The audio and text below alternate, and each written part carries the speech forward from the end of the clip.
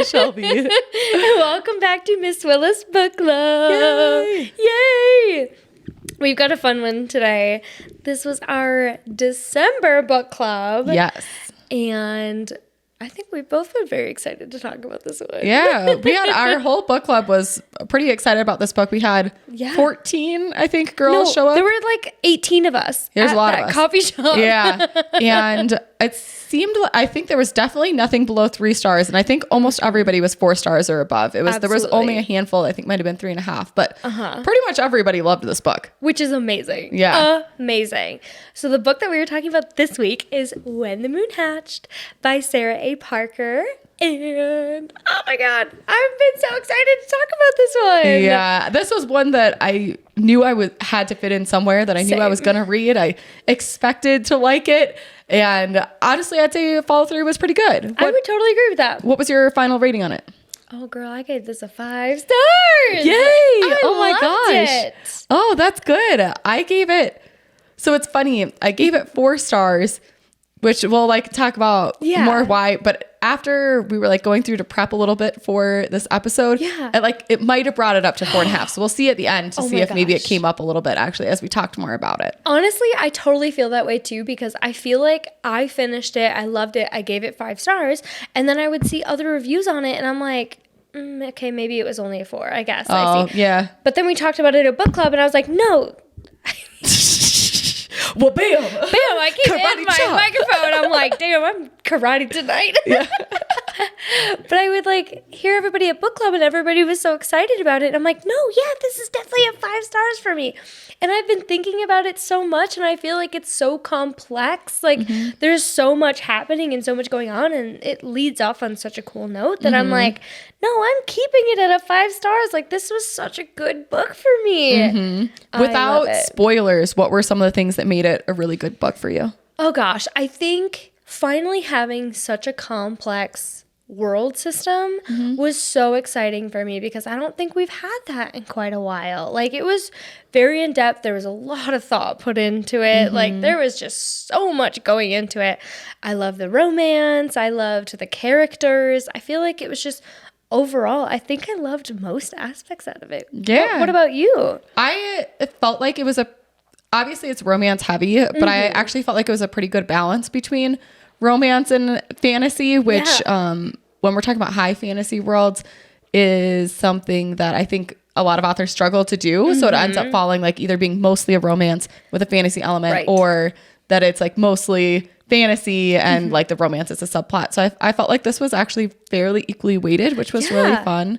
And I agree. It definitely kind of on a similar front, it was like the most high fantasy system that I think I've seen in a romance heavy book, which was cool, because I like that we see a lot more about what's going on outside of just the town that they're in. And like we are having a better understanding of just like there's different creatures in the world, and there's, you know, different like political system type things. And not that the magic was like super unique and crazy compared to other things, but like the way that it was used was maybe a little bit different. Totally. And so I really appreciated like how all those pieces fit together as a unique thing. And the only reason it didn't get higher from me originally is because it starts off really strong, and it was like a little slow for me in the middle. And we'll talk about that when we get into spoilers, but then at like 75%, I set it down because I was like going to be out of town, and I just like didn't pick it up for a couple weeks, and I wasn't like, oh my God, I can't wait to get back to it. You know what I mean? Yeah. Like, 'cause there's a lot of ones where you're like, I have to know what happens next. Right. And I didn't necessarily feel that. And then by the time I came back, I was just kind of like, oh yeah, I have to finish this. So that's the only reason it didn't get higher, is because in that moment I was like, meh.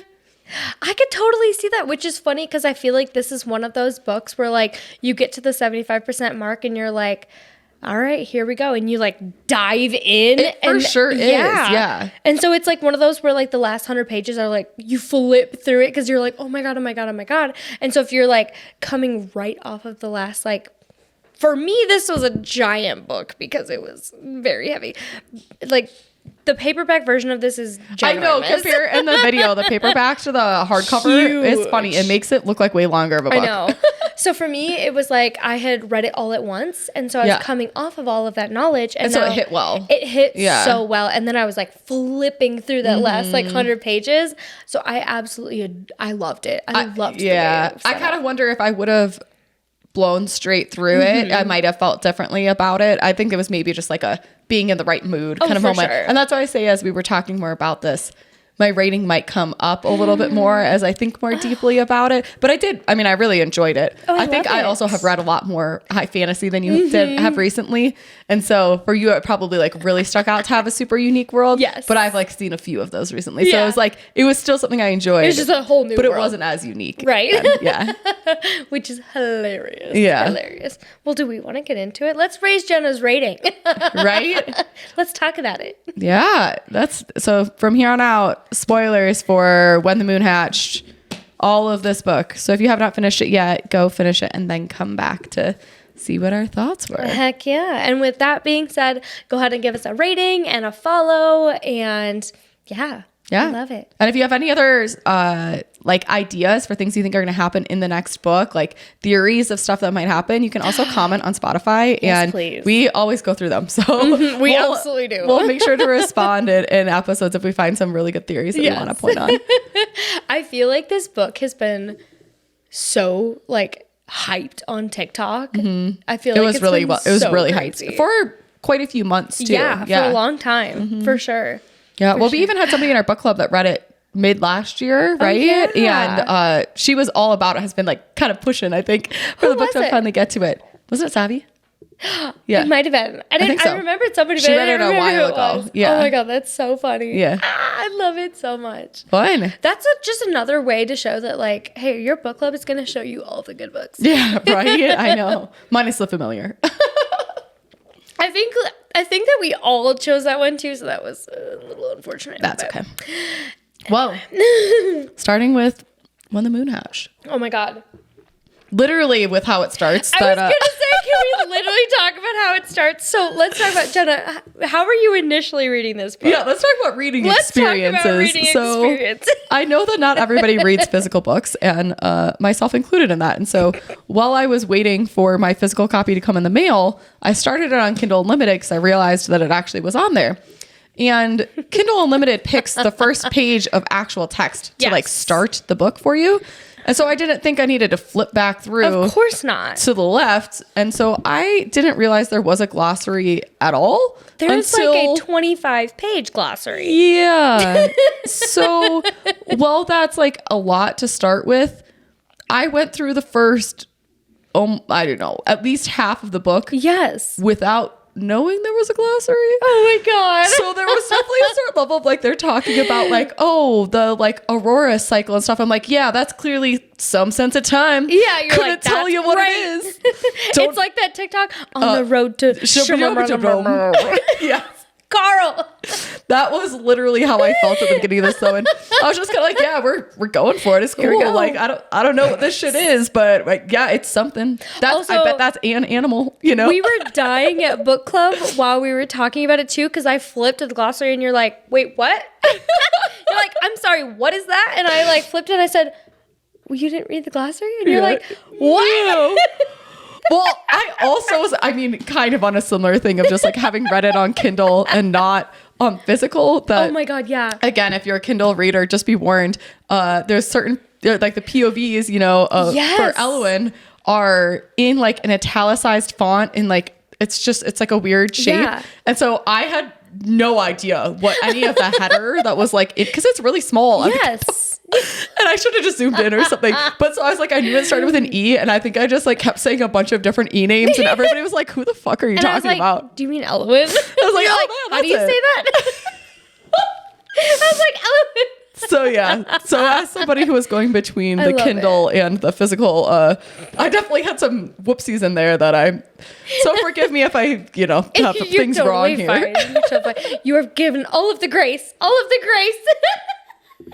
Thank you. I feel like on that note, I feel like it would be super helpful to start with the glossary and kind of with these like time frames that we have here in the book, because it was a lot. Like, I didn't read the entire glossary. I like skimmed over it and I was like, yeah, we're good. So like I went into it supposing to have this knowledge, and I did not. So just looking at the glossary a little bit, I feel like the important things are the time and the dragons. For example, we have the aurora ribbons, which is a band of silver. It's a luminous ribbon that's tethered to both poles of the world, and it orbits the world on this axis. The aurora ribbons are what folks use to track their sleep-awake time. So it's like our day. Yep. Then we have the aurora cycle. It's a complete cycle. That's the amount of time it takes for the aurora ribbons to orbit the entire world at once. It's our year. Mm-hmm. And then we have the aurora rise or rising and the aurora falling, and that's like day or night. Mm-hmm. And then we have the phase, which is 1,000 aurora cycles. It's akin to a year. So their year is like 1,000 days. Mm-hmm. Mm-hmm. And then we have the eon, which is 100 phases. It's 100,000 aura cycles. But I feel like that's really important because their years are longer than our years. Yes. Yeah. So like their age sounds younger, but they're older. Exactly. Yeah. So like even though Ellen was she like 19 or 20 or something? Yeah. It was really like she was like 25. Yeah. I mean, I couldn't actually read her age again because of the text in the Kindle, but I saw later then when I was flipping through here that I was like, That is so funny. So that's one of those things I feel like with high fantasy, I'm just like, I just roll with it. You know, right. I expect I'm not supposed to know what's going on. Yeah. Like with the glossary too, with the dragons, is like, I probably would have sunk in better which dragons go with like which regions of the world if I had read it or been able to refer to it, but instead they were just like tossing out these dragon names, and I was like, yeah, there's one with feathers. Fuck yeah. There's one with bat wings. Hell nice. Yeah. Like which one goes where? I don't know. Did you picture the ones that had bat wings as our bat boys? No, I can't say I did. I pictured those kinds of wings, and I was like, oh yeah, okay. That's fair. I feel like for whatever reason, I legitimately had like very like straggly, like very ugly, like thin membranes, like. Yeah. Yes. And then the feathers looked like kind of like pigeons to me. Oh, see the feathers. I thought they said they were colorful too, though, and so I pictured more like that chicken from Moana, like but like larger, obviously, but like that, like really colorful with like the feathers, like but like I really pictured that chicken from Moana just on a larger scale. I literally love that so much because yes, 100%. Yes. What about the molten moths? What about the ones that were like from the scorched lands? The one I just don't have any picture for. I feel like just traditional dragon in my brain. That's pretty much what I pictured too, except for with like was it like silvery skinned? Oh, is that what it is? Well, okay, that's Reed. Yeah, right. Okay, so first of all, I think we should all just also describe the fate herder. So we can talk about Fate Herder when we talk about them. Okay. So the Molten Maw is the dragon that lives in the Fade. They're covered in feathers, and their faces are feathers. I had to flip the page. Okay, that's how my brain works. When I'm in the middle of a word and I go to flip the page, it's like. I'm sorry, I just can't. I'm so sorry. It was just so funny. Don't be sorry. It's literally how we've had a couple drinks, guys. Sorry. Oh yeah, hi, welcome. Okay, continue. So the faces are sharp and beaked. Their plumage is a vibrant mix of colors. No two molten moths bearing the same color palette. They can travel anywhere in the world comfortably and are the easiest dragon to charm/steal from an egg. So those are the ones that they like use as an Uber service. Oh yes, right. I love that. I mean, right? Those are the ones that they're like using. Like, I borrow this one to like fly between these areas. Literally. Okay. And then we have the moon plumes, the dragons that live in the shade. They have leathery, luminous skin. So membranous. Yep. That comes in shades of gray, pearl, iridescent, and white. Their eyes are big, black, and glittery. Their faces round, necks long, bodies are elegant. Their tails are long, like brushes of silken strands. They are cold-loving creatures, and they cannot handle the sun, or their skin burns. Then we have the saber scythes. That was the one I was trying to think of. Saber scythes. These are the dragons that live in the burn. They are large, boxy creatures with scales, spikes, and heavily tusked face. So that, like a traditional dragon. Yeah. They come in many different colors, such as rust, bronze, red, brown, black, and gold. They are heat-loving creatures and cannot survive for long in the fierce fierce cold of the shade. So you're right, like okay, and that was saber size. That's that one. Yep. Yeah. Wow. That's fun. It's always funny to like see what you picture versus what I've pictured. It is honestly so funny. But I think it's really cool because like sometimes unless I look at fan art, I had a hard time like picturing things. And so I have to like get my inspiration from other things. Yeah. There's some things that I think I paint a picture, whether or not that's correct, is different. Totally. But I think the only reason I could picture the moon plume better is because that's clearly the face that's on the front. Oh, yeah. Or like on the corner. And so like that was what I was picturing as like the moon plume. So like that part was easier, I think. It was mostly the ones that I just imagined as colorful chickens, which is obviously not. It's so funny. Oh but that was what I pictured. That is hilarious. But even when they were describing, or when Sarah, I guess, is describing the like sky, and she's like being like candy cotton colors and stuff. Yes. Like that was kind of cool. That was really very cool. unique. That was very cool. Picture. I loved. So when she's describing all the skies, and then you're learning from Rave that these are all like the different moons, but then you learn afterwards that these are actually the dragons that have gone up and they've like frozen. Like to me, Died in the sky. Great. That was like wild to me. That was very like beautiful way to like think of like the cycle of life. That they're like, well, we know we're going out. But then when they would talk about the ones that like didn't make it and come crashing back to earth and shatter, that was so sad. That was so sad. It was so sad. But then it also makes me think like, do you think the dragons are going to go up there? And like this book is called When the Moon Hatched. So like, do we think that these dragons freeze and can come back? Or what do you think? I don't know. I guess that's a good question. I kind of assumed that the moon hatching was Elwyn like hatching out of her dragon Slatra, yeah. But I just assumed it was like when that just moon hatched and like Rave came out, basically. I thought that's what that meant. I guess it just like you think more might come back. I think more might come back because everybody thought that she was dead. Right. And so then she was alive 100 years later. Yeah. And so I just wonder, like, are there more that can hatch?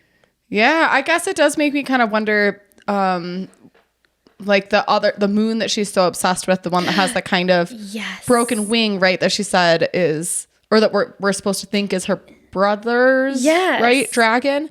So, and I think if I'm remembering right, that her brother also like went and died with his dragon up there, right? So it's more that I wonder if those situations where maybe there's like something special about that bond, but like her dragon was dead and did fall and shatter. That's why Khan was picking up all the pieces of right. Okay, yes. And so I'm like, I feel like the dragons are actually dead, but maybe that means that there are other like bonded riders, whatever. Maybe they can potentially get something out of like that relationship with their dragon to be able to come back.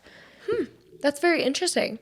Yeah, I just thought the relationships with the riders and the dragons, like it was very different than anything I had seen before. Granted, I haven't read a whole lot of books with dragons in them, but I thought that this one was just like unique and very cool. Like I loved the different types of dragons and the relationships that they had with them. I thought that was so cool. Yeah. Yeah. Well, going back to even just the very beginning of the book, when we've got our little assassin. Oh Rave, my God, yes. How much did she remind you of Selena? Loved it. Right? Like if you've read Throne of Glass or you're going to, it's like definitely has the little assassin vibes, right? Like a little bit of sassy assassin vibes. And so I definitely got that sense for a little bit in the beginning of the book, which was cute in like a really positive way. Absolutely. I enjoyed that. So what did you think about Rave throughout the book? She's like a truly morally gray character in my opinion. And I think we don't get a lot of those. And the reason I say that is because she actually enjoyed like the act of killing some of those bad people. And beyond that, like as we get later in the book, like, and we're sort of realizing that she is Elwyn and stuff too. Right. She's kind of trying to run away. She seems willing to sacrifice innocent people to get what she wants out of it. Like she, kills a bunch of guards at one point, and she seems like ready to kill the like clansmen people to be able to get away, like before the fate herder gets there. And I think because she has that attitude of like like I'll do what I need to do to survive. Right. And is a little bit ruthless in her search for revenge too. Yes. That made her feel more morally gray than just being like somebody in a bad situation. You know? Right. I felt the same exact way. And I thought it was really cool because in the beginning, like, I thought it was very interesting. We had this first chapter from Elowen, and I was like, who is this person? And then as the chapters go on, you start to realize they have more and more similarities. But before you even know that they were one and the same, you have these chapters of Rave, and she is just this badass female who has gone through some shit, and she is like paid to kill people as an assassin is. And I was like, holy shit, that I love her. I love her. Kind of paid to kill them, but then that brings us to boss lady whose name I'm not even remembering. I don't remember her name either. But did she not totally remind you of the Viper Queen from 100%. Crescent City? 100%. That was exactly what I was picturing in that was the Viper Queen, because there even was that little bit of like, I have something that I'm holding over you. Yes. And I still don't totally get how Rave fell into that scenario. I don't either. I think that they said that, you know, she had maybe like gotten in trouble with the guard, or she was like on the edge of death or something. But why would she save her? Well, because then she could use her for these missions that she wanted to be able to, you know, kill these other, whatever, assassinate these targets. I just feel like there has to be more. Right. Well, and especially now that we know that Elowen and Rave are the same person, like, do we think that this Viper Queen equivalent, like, do you think that she realized that she had Elowen, or do you think that she was just like, oh, Rave is a badass and can do a lot of things, so that's I feel cool. like she knew. You think she knew? I think so. And I mean, hopefully we find out in the next book. But I really do think like the Viper Queen, I feel like she knew what was going on, and she was like, I'm going to use this to my advantage. I kind of wondered that too. Yeah. So I think that would be really cool. That would be a fun plot point to see developed for sure. Definitely. So when was it that you started to realize that Rave and Elowen were one and the same? I think I'm honestly pretty early on, but I can't put my finger on like where in the story, partially because it's been a little while since I've read it now.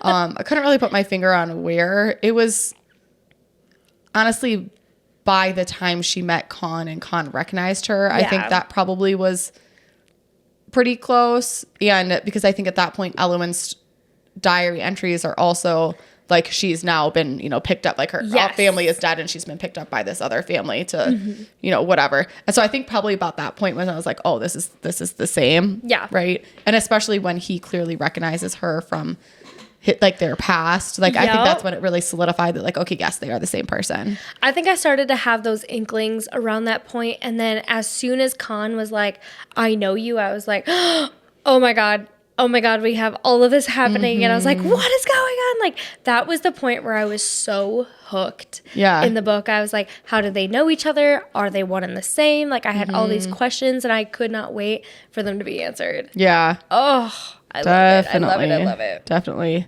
Well, so we have in the beginning when she is an assassin and then she finds out that her best friend has basically been killed in their apartment. Yeah, that was very, very sad. Oh, that was rough. Yeah. That was like almost as rough as some other books where all of their friends die.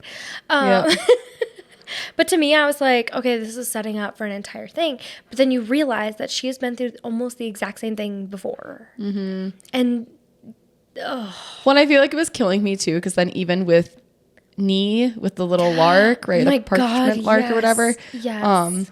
Like, that was so sad that it was like had been such a comfort to her and like had this little personality, and then like in her moment of just like anger and distress over her friend dying, that she's just like lets it go. She's like, fine, I'm over this, I'm done with this, right? Like, even just like that was like so sad. And her burning down her entire apartment, I was like, that felt a little over the top, felt a little dramatic to me. I was like, I'm sorry, what? Like, you could just leave, you don't have to burn down your entire apartment. Yeah, I don't know, I didn't totally follow that. There were a few moments where I felt like she was a little over the top. But then, like, okay, to me, when she was like going over the top, I was like, okay, there's got to be something to this. There has to be like something from the past that is like bringing this on. So I'm like, what caused that? The therapist in me is like, hi, what caused that? Are you okay?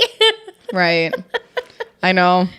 Yeah, I know. That was so sad. What did you think of Raven just as a character? Oh my God, I loved her. Yeah. I loved her. She was one of those female main characters that I felt like I could actually root for. And I haven't felt this hard about a female main character in so long. Like, I rooted for her so hard. And I don't even know what it was about her, but I really, really liked her. Good. I'm so glad. I know. It was a good one. It was definitely a good one. Yeah.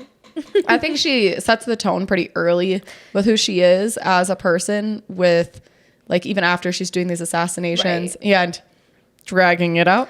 Oh my God. But that she's not taking her earnings really, and that she's like using all that money to like go and feed people in like lesser situations and stuff. I think that said a lot about her. I totally agree with you. Like, she was carrying out these really harsh acts, and she was clearly enjoying it for a while. But then like, it wasn't all just going to her. And I loved that about her. Like, she cared so much about the environment that she was in, the people around her. Like, you could clearly show that this was like a core value to her. And I was just more excited to learn, like, after I realized that they were one and the same, I realized that like there was so much happening behind the scenes, like over 100 years ago. And I'm like, I cannot wait for the next book to realize like, what was the past behind all of this? Yeah. What did you think of the new POVs when they came in like halfway-ish through, It was weird. right? Was it weird? It was weird to me because I was like, you had like 2 POVs and then like halfway through the book. I guess too, because you have Elowen and Ray, right? Yeah. And so I was like, okay, now you've got these new POVs. Like, that's interesting. I like them. I really, really like the characters. I just feel like it was structured interestingly. I grew to like them, but the first time that we have Vea's point of view, I'm like, who is it? I was like, why the fuck do we have a POV for this person? Because I think since their voice is really similar, then I like didn't even realize I wasn't reading a Rave chapter, because it was like, it just kind of came, and it was right after we meet her. Yes. And they like their inner voice, you know what I'm saying? Like, sounds so similar that like I literally just didn't even see that it wasn't Rave, and I was super confused during the first chapter of that. And it like grew on me a little bit, but I like, obviously it was nice to have Khan's chapters. And I mean, eventually it was fine, but I felt the same way. I was like, it felt kind of abrupt. Yes, it absolutely felt abrupt. And we had a lot of girls at book club that were like super into it. Yeah. And to me, I was like, yeah, she was okay. Yeah. But I think that was about, so right before the new POVs come in was when I felt like it was a little bit slow. Yes, I could and then totally I was like, that. I think I had a hard time adjusting to like the new POVs, and then it like picked up a little bit after that. But yeah, but for a while it was switching for a while, so it was like I could definitely see why it was hard to get into. Okay, well, speaking of Vea, what do you think about her whole little self mission thing? To go get the diary. Oh my God, that was the point to me where I was like writing questions in here, and I'm like, what's the diary? What's in the diary? What do we need from it? Like, what is it? Like, I was questioning all of it, and I'm like, what does this have to do with the main plot at all? Yeah. And like, granted, it does have a lot to do with the main plot, but I'm like, we still don't know what. Yeah, that whole mission, I don't know why it just felt so unnecessary. It did. And I think that's why the Vea chapters, I was like, okay. Okay. It seemed like she was like going across a parapet for like 12 hours. Right. I mean, well, and then she like, you know, goes down as with the velvet trog, the little trash eating monster. Oh my God. I'm the trash man. I know. Eat the trash. And as we were kind of talking about this, now, do you want to know what I picture that as? Have you seen Moana? Yes. You know that crab? See, I was more picturing like literally, what's the Sesame Street character that the garbage man, the garbage, yeah. Oh my God, the green guy. Yeah, I know exactly. So literally, I'm sure that's not what it looks like, but like that's who I was picturing. Oscar the Grouch. Oscar the Grouch. That's what I was picturing. Oscar the Grouch, just like eating the trash under the city. So that's what it was in my mind. Oh my God, that is hilarious. I love that we just felt that such different. Oh my God, I love that. Either way, it was like just that whole thing of like the creepy, and it almost felt like you know, like a classic dragon, like in his hoard or whatever of treasures. Yes. But yeah, I just like, I think I didn't really. I wonder if maybe in the second book all of that's going to feel more important, but I didn't really get it. I wonder if it'll happen in the second book. Well, so because she does find the diary, does she escape or does she get stuck? I don't remember. I think she escaped. Yeah. So I don't know if maybe the diary is going to be more for Khan to understand like what happened and that Ellen was pregnant and that's why she left. And maybe like she needs the diary to like help everybody remember. So with the Velvet Trog, she found, I think it was like a bracelet. Yes, the bracelet. And so she finds the diary in the room of the brother. Yes. And so like obviously we know that like the diary is going to be important, and she finds it at like the very end of the book. Right. And so it's like, okay, well, what is going to happen with this? Like, how is it going to bring back her memories, or how is it going to figure it out?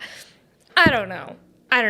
That was also a very like confusing plot point to me. I'm like, okay, clearly this is going to come back, but like, what does it mean to this plot point specifically? Right. It didn't.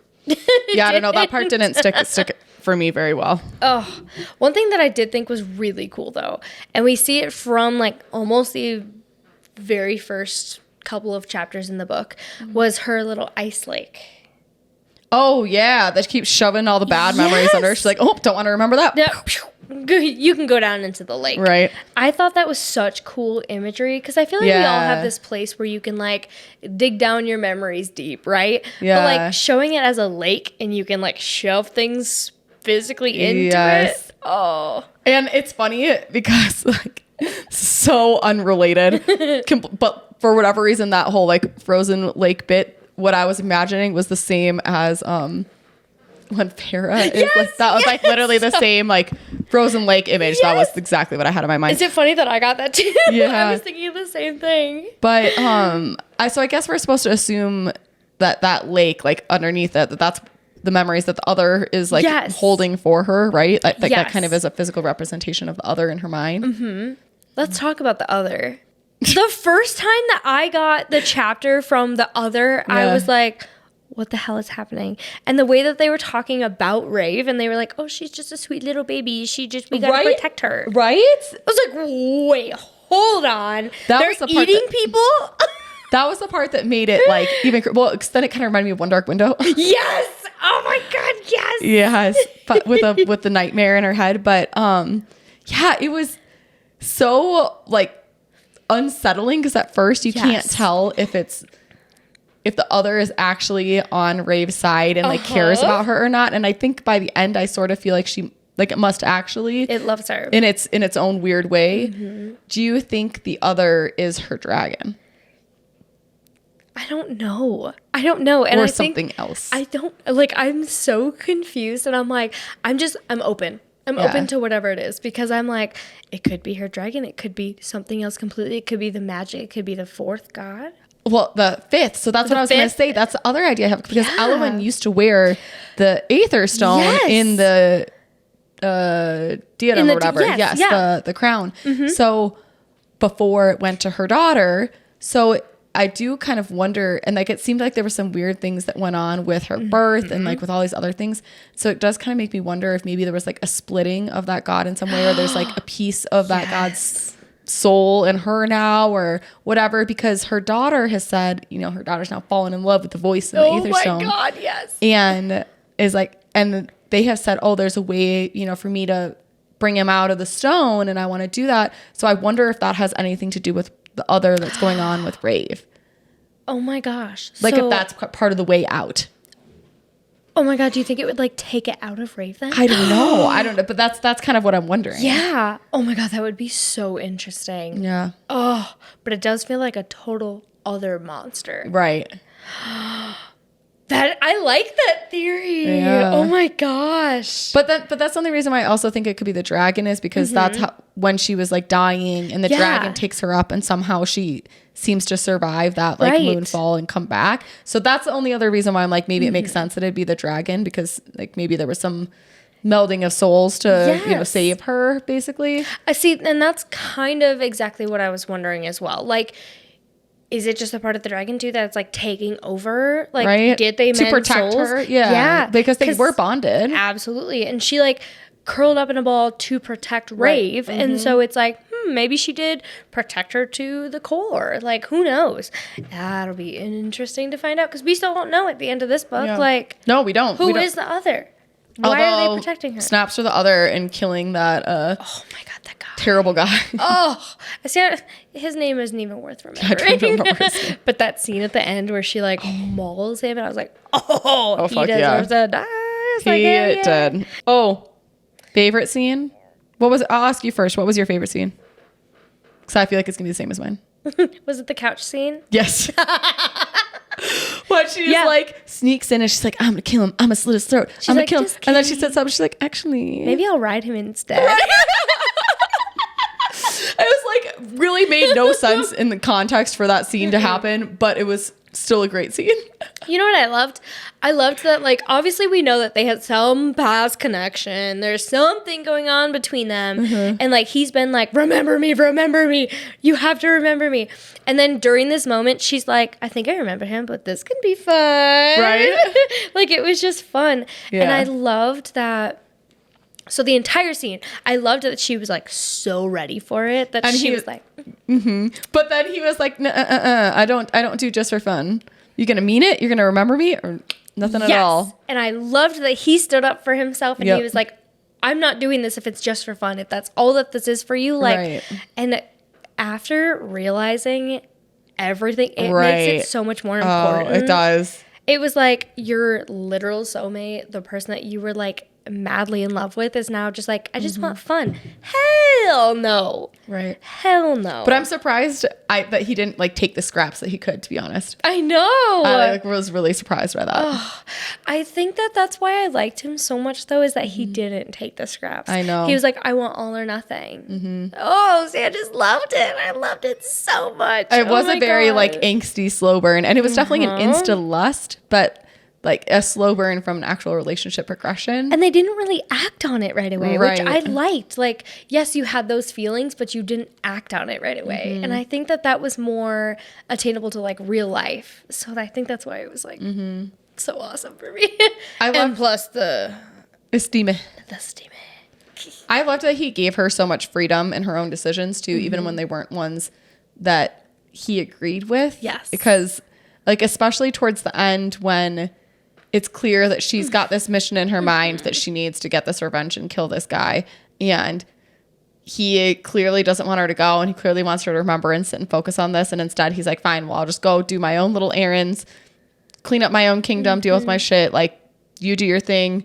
Tell me when you're ready. Like, that was so different than most male main characters in our books that are like, get a little possessive-y, you know? Yes. And I thought that was, I really appreciated the like room to finish your own tasks. Absolutely. And I feel like on that note, he's also always looking in her best interest too. Because even when they were like on the couch, for instance, like he was like, you're not going to appreciate this either. Like, you would want more. And he has like been describing exactly what would happen if she did the wrong thing. And it happens. Right. Like, she like chooses the wrong thing and then she does it, and exactly what he said was going to happen happens. And so that to me was really funny. Like, he was giving her all of the information and she's like, I'm going to do what I want. Right. He goes, okay, there you go. Well, see, okay, I feel like that brings us a little bit to the fate herder. Oh my God, yes. So when he first takes her, like, and they first get off so he saves her from being executed by the other king. Yes. And, like, his dragon literally puts picks him her up in the mouth. Yeah. And she's like, I'm gonna die. And instead he like carries her off, you know, like somewhere safe. And, you know, they're like on their way back. And, she, like, while he's sleeping, you know, she runs out from the little house and is like trying to cross the river in the forest and all the things. Yes. Yeah. Yes. And I gotta run. I know. And she like, you know, runs into the little warrior clan, and she can't understand them. They're clearly sort of trying to help her. And the fate herder, which I just pictured as like this big silver, like jaguar-y sort of thing, you know, because I think it said it was like a feline something. Can I read what it was actually? Yeah. Oh my God, that is so funny. Okay, the fate herder is a large silver feline-like creature that is more legend than reality. Those who have seen it are often considered crazy or delusional, boasting stories about the beast nudging them to make a different decision than the one they've intended. Yeah. And so I was kind of on with the little silvery jaguar. And so when she like keeps trying to, you know, cross river or like go somewhere else, and he's like, he's like, I'll attack you if you go that way. But like the fact that in her mind, she's just like, everybody else is like, oh my God, respect. Oh, this is amazing. God. And she's like, fuck that like, cat. I want to do something else. And she like tries to run at it, and it like, that's how I picture it. It had very like Disney qualities to me when I was picturing it, of just like a cat looks like a cat was like way too smart for itself, you know? Have you seen that Disney movie that's about Dia de los Muertos? You think so? And I can't remember the name of it at all, but I love the movie. Yes. And it's got like the little animal creatures that like are dead, but that are like your followers. Oh, yeah. That's how I pictured it, except for it's scarier. But it wasn't scary. Right. I know I didn't picture it scary, but I thought that was so funny. And then when she gets into whatever little hut where everybody's like about to fight for her, and thing's just like licking its paws and it's just hanging out. She's like, yeah, no, you're good now. This is what I wanted you to do. You just had to be here. She would look at it and be like, and? He's like, yes, and? Yeah. Here you go. I did my job. Have fun. Right. But then when Khan fights for her and gives her the necklace, the Malmar? Something like that. Yeah, something like that. Mm-hmm. That was also a very intense scene. Yes. Because it's like you can tell it means a lot more to him. That was like a than it does to her thing. Yeah. Yeah, that was like very, very intense. How do you feel when she tried to hand it back? Sad. Broke my heart. Dude, I was like, excuse me. I was so sad for him. I was so sad for him because like at this point, you know that he is like, this is my soulmate. Means something to her, yeah. Mm-hmm. And that she's just putting it off. I think that's probably part of why things started to get slow there for me, is because she spends so much time like being like, yeah, I kind of sort of remember, but I just kind of refused to go down that path. I didn't love that. And that kept pissing me off. Okay, I didn't love that either. Like there were a lot of points where people were like trying to help her remember or like say certain things, and she'd be like, oh yeah. Oh wait, I don't know how I know that. Just kidding. Right. But like she clearly does remember some things and just like chooses to act like she doesn't. And I think that's what pissed me off more. Yes. Me too. It was like, why aren't you trying to find out like what it was that you're not remembering? Mm-hmm. And I know that people with like very, very, very intense trauma will try to like force that down. Mm-hmm. But at the same time, while I was reading it, I was like, okay, a couple of times I can understand, but like, all right, let's get into it. Like, come on. Right. You have to try to remember. Ugh. Like when he brought her to see the dragon. Yeah. Oh, the one that he's been like carefully piecing back together for her. Yes. Was it her dragon? Yeah, it was her dragon. Yeah. And she like remembered and she was like, I don't know anything. And she left. Right. I was like, girl, you know, like there's clearly a part of you that's missing. Like, why aren't you trying to find out more information about this? Mm-hmm. It made me so mad. Yeah. I think I just didn't really get it totally. I didn't either. Why she was unwilling. And I mean, I guess just because it was traumatic, but I don't know. It seemed more like a slap in the face to everybody around her though, because she clearly did actually kind of remember there was something there and was just like choosing to pretend that she didn't. 100%. And that's what was making me mad. Yes. Absolutely. Yeah. Absolutely. Those were the parts where I was like, okay, maybe she's not as much my favorite female character, but like just trauma, you know, though. Trauma. But I know. Speaking of trauma. Yes. Do you want to talk about the whole firelark thing? Oh my God. So she said firelark in one of the first chapters. Yeah. And I was just like, okay, that's interesting. And then we start to learn that like it was actually her being tortured. Yeah, tortured and like conditioned to being burned. Yeah, so that's what I'm trying to. So they share a little bit, right? There's like the one nightmare that she has about clearly being burned with fire or dragon fire or something, right? And healed over and over again, right? And that's why her body is like why she has all the runes and stuff, and why she lights up so much and is so self-conscious of that. But we still don't really know why exactly she was being tortured that way. Like, I'm curious. So we know she has access to all four elements. And so I wonder if it's like she gained access to that element through this torture, like by being, I don't know, with fire so much. If maybe she like learned to hear the song, right, of that particular god. Right. Or I don't know, like or if it was just somebody's sick thing that they wanted her to light up like a Christmas tree. I don't know. Right. Like, Like, what was the purpose of her going through all of this torture? That's the part that I don't get yet. And who is the torturer? And why? But we know that. We know the torturer now, but from the very last chapter. Mm-hmm. From the very last chapter. And his name was... The Scavenger King. The Scavenger King. Yes, that was his name. But why? But that's the part that I don't get. I don't, because wasn't she also like fighting at fighting rings or something like after that time too? So I don't know if maybe to like test her will, to test her strength, to test like I did not get it. What was all of this about? Why did he do all of this? Because now we know that he has her daughter. Right. Because he recognized her daughter and was like, oh, like you look a lot like my fire lark. Ew. Gross. Ew. Yeah. Oh my God. It's like a total, we've got another grooming storyline here. Yeah. Like, this is so disgusting to me. And like, it also kind of brings me back to Throne of Glass. Spoilers for Throne of Glass. How she had Arabin. Yeah. And he was kind of grooming her too. Gross. Yeah. But like, granted, like it teaches them strength, blah, blah, blah. I don't like it. Mm-hmm.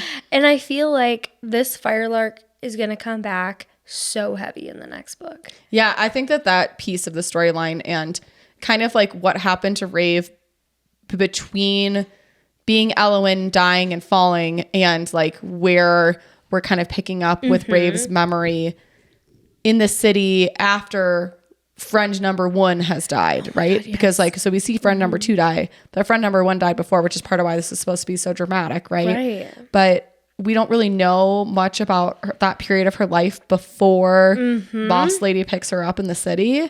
So I love how I know all these names. Oh my God, I love it. I love it too. Because that's how it runs in my head, yeah. But I think in the next book, or I hope in the next book, we're going to see a little bit more about what happened then. Yes. But then also maybe I think we'll get from the diary that's been picked up more of the flashbacks from Elowen's pregnancy and like going into that and like maybe seeing how Elowen died. Yes. Well, I think it was wild. So the last chapter that we have from Vea shows her like, okay, if Elowen would have been pregnant in this bed, right? Like I would slide to the floor. I know. Oh my God. She's like, it would have been within arm's reach, and she literally slides to the floor and she like tries to reach for it. She's like, oh my God, because they were watching for the moons. Yeah. And I'm like, holy crap. So First depressing. Of all, Vea and Elowen must have been best friends forever, right? Because who else would have like loved somebody else so much to go look for something like this? Right. Like, what is his diary going to do? I have no idea. What is in this diary? I wonder if there's going to be any keys to how to beat Khan's brother. I wonder that through the diary. Like if there's going to be some insider knowledge, or if it's just to bring back memories for Elowen / Rave, and also help Khan understand why she left, because I think at this point Khan doesn't really understand why she left, because he never knew that she was pregnant, right? So he doesn't even know. He thought it was his brother's. That Keys, was it Keezy? Keys, what's the daughter's name? Kaisari. Yeah, Kaisari. Thank you. That he doesn't even know that Kaisari is his. Right. Right. He's probably assuming it's his brother's. Well, do they even know about her? Haven't they kept her secret for a long time? Was she a secret? I thought they knew there was a princess, right? But he probably just doesn't know it was his, because she left right at the beginning of the pregnancy to fool the brother so that like the baby could survive. That's like kind of how she got and he just like absolutely loved the daughter. But then if he would have found out that it was Khan's daughter instead of, he would have killed her. Right? Oh my God. Yes. So that's why I wonder if the diary is going to be important in that like piece of like filling the gap, because Khan's like so hurt. He's like, why did she up and leave like that? I don't understand. Right. So maybe some of it is for that, and some of it is just so that Rave can read through the memories, I guess. Yeah. But it seems like she kind of remembers and is choosing to ignore. Right. It does feel like that way. And so it's like, okay, well, she's not going to remember unless she actually wants to. Right. It's like she's not going to do it unless she wants to type of situation. So the Scavenger King, is he Rave's brother, or is he Khan's brother? Khan's brother. Okay. But I was a little bit confused by that, and maybe I just need to look at the family trees again, because I thought that each of the brothers, I thought there were 3 brothers, Khan included, who were in charge of the Fade, the whatever, like those three regions. Yes. And so that's why I wonder if the Scavenger King is like related to them, but it's like the brother that nobody knew about or something. And that's why he's like off doing all these shitty things. That's kind of what I was thinking too. And so I think that's why I was a little bit more confused. So we're looking at the family tree right now. Yes. So in the back of the book, there is a family tree. So we have Con Vager, Vea Vager, Tyroth Vager, which is, and then we have Kadok Vager. And I feel like we haven't learned much about Kadok. Well, Kadok is the one that she was married to, right? Well, that was Hadian was her brother. So Kadok I thought that was the one that she was married to. Okay. Is it not? Yeah. But then we have... More kids? Yeah. Dothia, and then Turun. I don't know. I don't think we've learned much about that yet. So maybe it was the other one, but whoops, throwing things. Oh well. I can stay there. But I guess I got the sense the Scavenger King was related to the boys, but I guess you're right. It could be related to Elowen, except that we know that her brother died and that they were the family in charge. So they wouldn't be like a king per se from that kingdom. But I wonder, like, if he's the Scavenger King, is it going to be like one of those situations where he's like, it's not all of the lands that are recognized, it's like somewhere else? Maybe.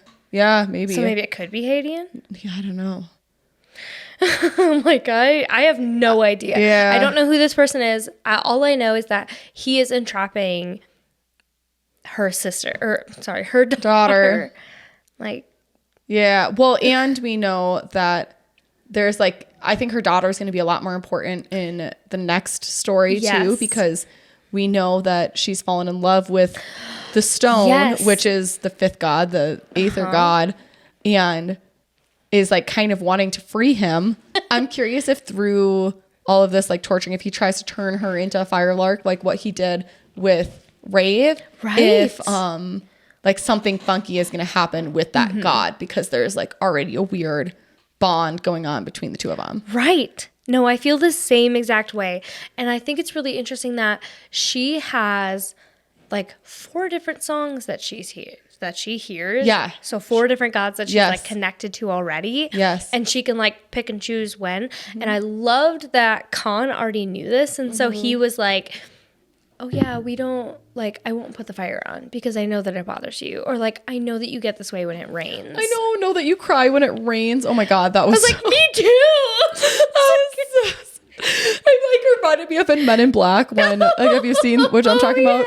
Yeah, and they're like, it's raining because you're crying. Like, that's what that reminded me of for some reason. I love that. Yeah. I love that he was like trying to protect her from all of the elements because he knew that she felt certain ways about it. And I was like, that she's only comfortable with certain ones. Right. Yeah. And so I feel like when you have all of these elements combined, like you have all these other people in the world that are like, they either have to have these like elemental beads, or a lot of people are like, what were they called? Null marks. Nulls. Yep. Nulls. And so and she has a null mark. And she has a null mark, but she sees all of them. So I'm like, I wonder how that whole relationship is going to go. Like, is she going to come out as being able to like understand all these songs and perform all these powers? Like, what is going to happen? Like, I feel like there's so much that's going to happen within this world that is like, we just didn't know. Yeah. I also am curious to see, like, at the very end of the book, she, saves and is healing that new moon plume and is clearly already bonding with this new dragon. Yes. And she does have, like you were saying, all of the elements. So, like, she can make clouds for this dragon and stuff so that it maybe can go other places. And that so it's not directly in the sun. Right. Which is like what they said they needed to be able to like survive in some of the harsher environments. Ooh. So I'm kind of curious how her relationship with this new dragon is going to change. Like now all of a sudden from a travel perspective, like she has access to a lot more places because she can move a lot faster on her own. Absolutely true. So I wonder how that'll change the story. Or if like, I don't know, just knowing that she's had a dragon, another moon plume before. I don't know. Like, I'm just curious if there's going to end up being any guilt then for her original not being alive anymore. Well, and I wonder too on that note, if like can you bond to more than one dragon? Because they have this word dragamorph. Yeah. And it's like being extremely bonded to a dragon that you like feel their feelings and they feel your feelings. Well, so being united to this dragon, right? It's like, can you bond to more than one dragon? Are you only bonded to one? Like, I wonder what that's going to look like. Yeah, I mean, they never really indicated that you could only bond to one, but they also didn't really talk about bonds like that deeply. All they said is that it was like extremely rare and like only a few people have ever done it. Yeah. And so like we know Khan has done it. We know that Elowyn did it. Yeah. Like I don't know anybody else that So I'm like, I wonder like, can it happen twice? Is she gonna feel that guilt? Like what's gonna come of her hanging out with the dragon? Right. Well, and it seemed that's the reason why, like going back to the other, that it felt weird to think of the other as her original dragon, as Slatra or whatever her original dragon's name was, because then like the other wasn't really around when she was talking to this new dragon or like soothing it or anything, right? Right. So like I don't know. It wasn't like a weird situation like you're cheating on me. Right. It was like it didn't say anything. Yeah. It's literally only like there to protect her. Exactly, to protect her. And that's like serve some revenge. Which fine by me. Yeah. So I think we'll see more about that in the next book. I think so. I think this was a perfect first book of a new fantasy series because it introduced us to a brand new world that had so much going on. And I feel like I, as a reader, have so many questions on what's going to happen next. And I feel like I love so many of the different characters that like automatic buy for the second one. Yeah, like really interested to know where some of these pieces of like open storyline go. Yes, definitely. Because I feel like there are so many open storylines. Good. Yeah, me too. I'll definitely read the next one. Yeah. Oh, I think it'll be really fun. I don't think it comes out for like another year though. I think it's a ways out if I was remembering right. I think it comes out at the end of 2025. Well, this year. Yeah. Oh my God. Can you believe we're already in 2025? That's crazy. Crazy. Literally crazy. Where is the last year gone? I know. Oh, wild. Well, do we have anything else to say about when the moon hatched? Well, that's all I got. All right. Well, go ahead and put your theories in the comments. Put it in our TikToks. Let us know. I have so many questions about the next book. So, yeah. Yeah, that's an awesome one. Well, thanks for joining us, guys, and we'll see you next week. We'll see you next time. Bye.